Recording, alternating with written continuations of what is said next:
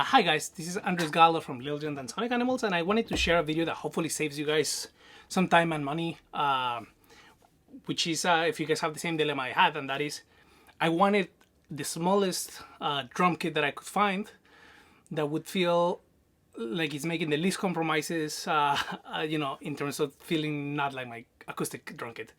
So the smallest kit that feels like an acoustic kit, as at least as much as I could.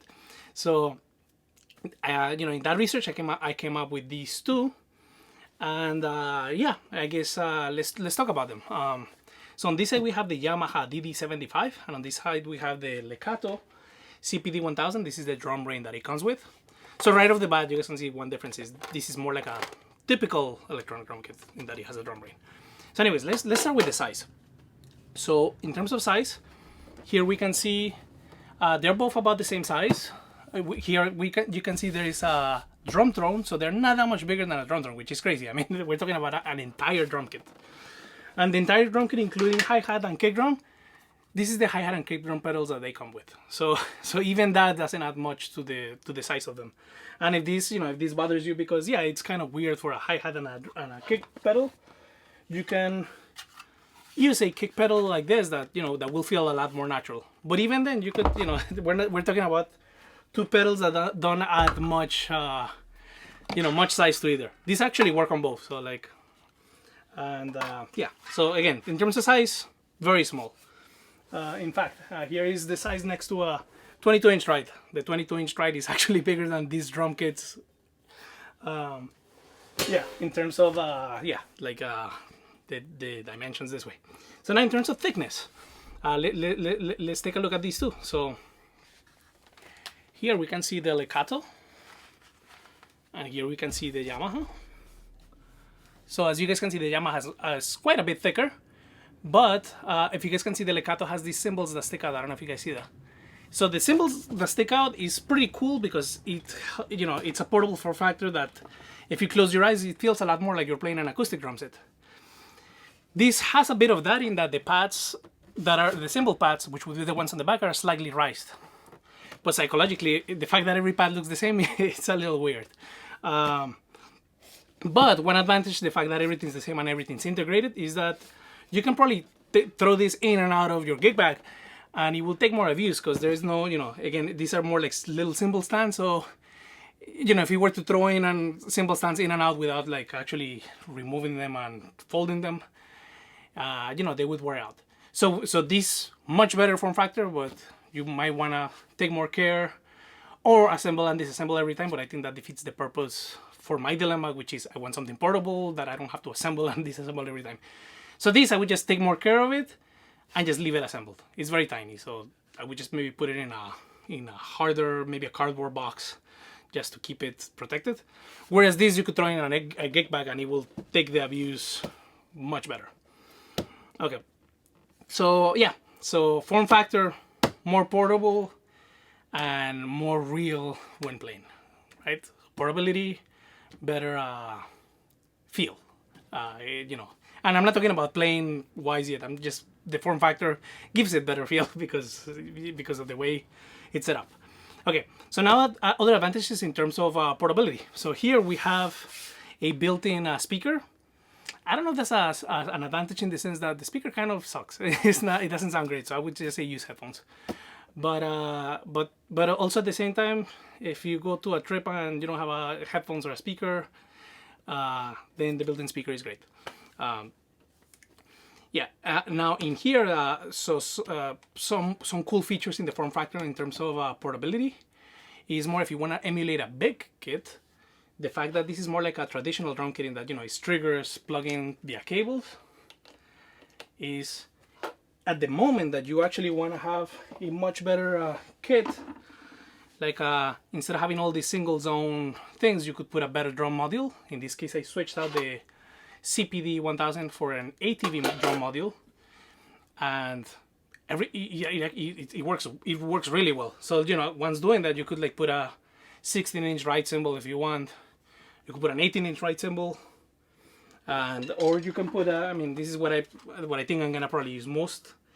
So this is a 13-inch 3-zone right cymbal from Lemon.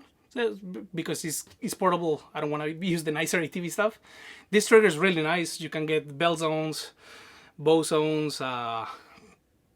It's like a very detailed cymbal in terms of that. It's like, you know, this is like the experience you get on the high-end drum kits, electronic drum kits.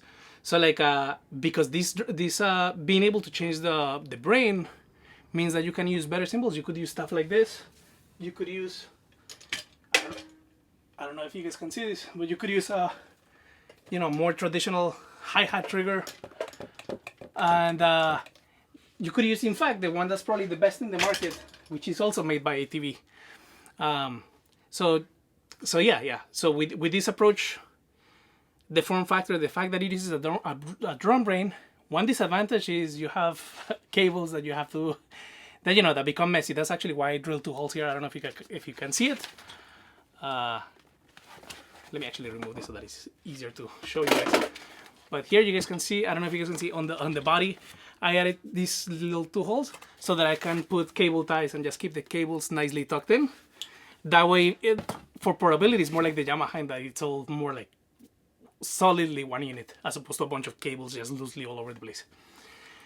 And then if I'm to carry it to a place, again, I can just take the right cymbal, plug it in, and